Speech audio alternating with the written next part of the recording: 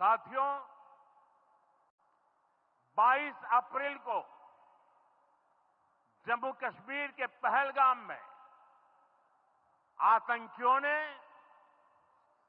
मासूम देशवासियों को जिस बेरहमी से मारा है, उससे पूरा देश व्यथित है। कोटि कोटि देशवासी दुखी हैं। सभी पीड़ित परिवारों के इस दुख में पूरा देश उनके साथ खड़ा है। जिन परिवारजनों का अभी इलाज चल रहा है,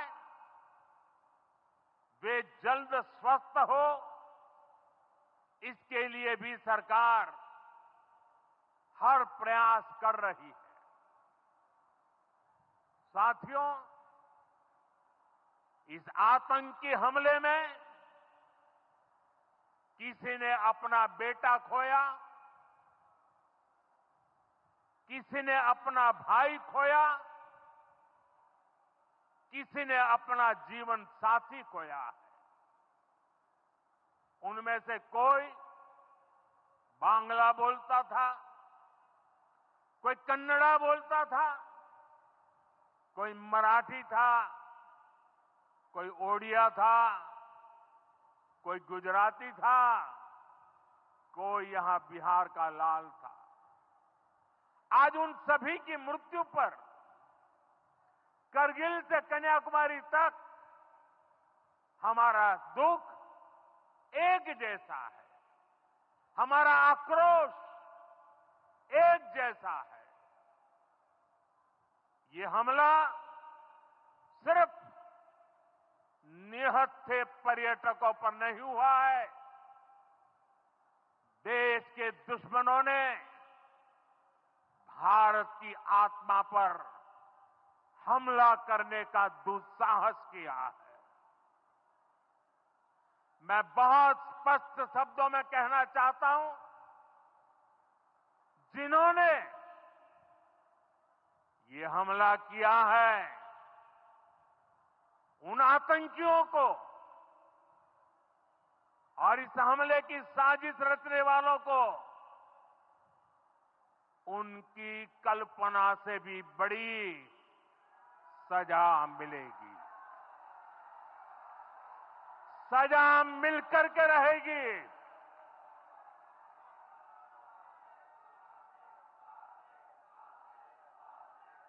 अब आतंकियों की बची खुची जमीन को भी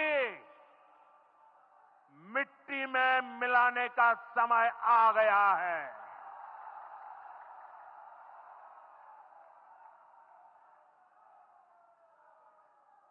$140 करोड़ भारतीयों की इच्छा शक्ति अब आतंकी आकाओं की कमर तोड़ कर रहेगी।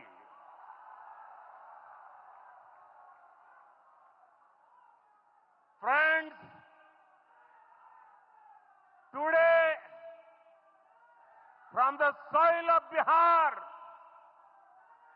I say to the whole world, India will identify, track and punish every terrorist and their backers. We will pursue them to the ends of the earth. India's spirit will never be broken by terrorism. Terrorism will not go unpunished. Every effort will be made to ensure that justice is done. The entire nation is firm in this resolve. Everyone who believes in humanity is with us. I thank the people of various countries and their leaders who have stood with us in these times. साथियों, शांति और सुरक्षा ये तेज विकास की सबसे जरूरी शर्त है। विकसित भारत के लिए विकसित बिहार जरूरी है। बिहार में विकास हो और विकास का लाभ यहां हर वर्ग, हर क्षेत्र तक पहुंचे, ये हम सभी का प्रयास है। पंचायती राज दिवस पर इस कार्यक्रम से जुड़ने के लिए मैं एक बार फिर आप सभी का आभार व्यक्त करता हूं। बहुत बहुत धन्यवाद। मेरे साथ बोले, भारत माता की, भारत माता की, भारत माता की।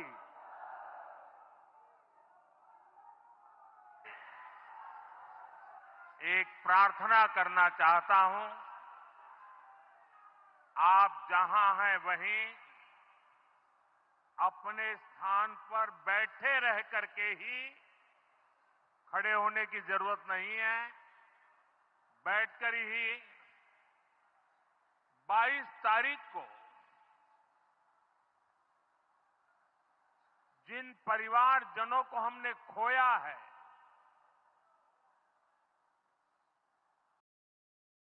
उनको श्रद्धांजलि देने के लिए कुछ पल हम अपने स्थान पर बैठ करके ही मौन रख करके अपने अपने आराध्य देव का स्मरण करते हुए उन सबको श्रद्धांजलि देंगे।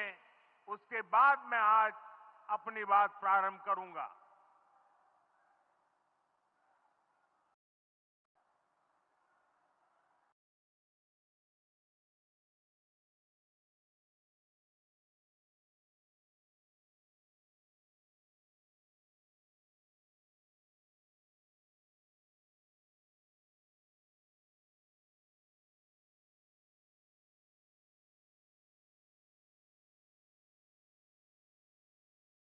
ओम शांति शांति शांति।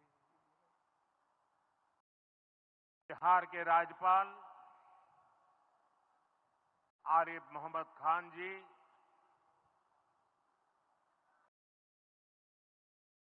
यहां के लोकप्रिय मुख्यमंत्री मेरे मित्र श्रीमान नीतीश कुमार जी, मंच पर उपस्थित अन्य सभी वरिष्ठ महानुभाव और बिहार के मेरे प्यारे भाई और बहनों, आज पंचायती राज दिवस के मौके पर पूरा देश मिथिला से जुड़ा है, बिहार से जुड़ा है। आज यहां देश के, बिहार के विकास से जुड़े हजारों करोड़ रुपए के प्रोजेक्ट का शिलान्यास और लोकार्पण हुआ है। बिजली, रेल, इंफ्रास्ट्रक्चर के इन विभिन्न कार्यों से बिहार में रोजगार के नए मौके बनेंगे।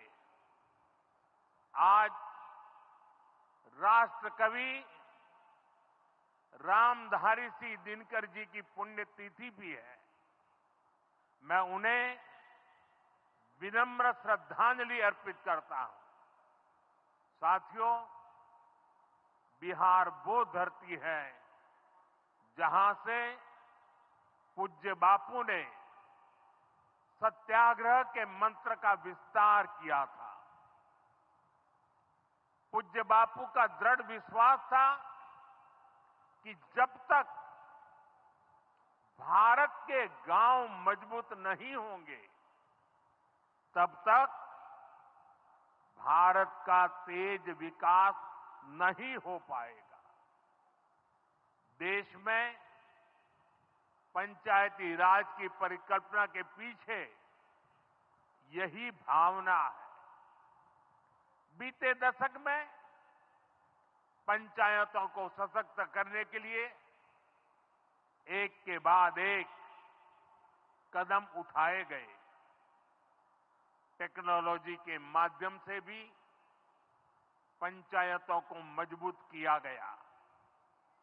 बीते दशक में 2 लाख से ज्यादा ग्राम पंचायतों को इंटरनेट से जोड़ा गया है। 5.5 लाख से ज्यादा कॉमन सर्विस सेंटर्स गांवों में बने हैं। पंचायतों के डिजिटल होने से एक और फायदा हुआ है। जीवन मृत्यु प्रमाण पत्र, भूमि धारण प्रमाण पत्र, ऐसे कई दस्तावेज आसानी से प्राप्त कर सकते हैं। आजादी के अनेक दशकों बाद जहां देश को संसद की नई इमारत मिली, वहीं देश में 30,000 नए पंचायत भवन भी बनाए गए।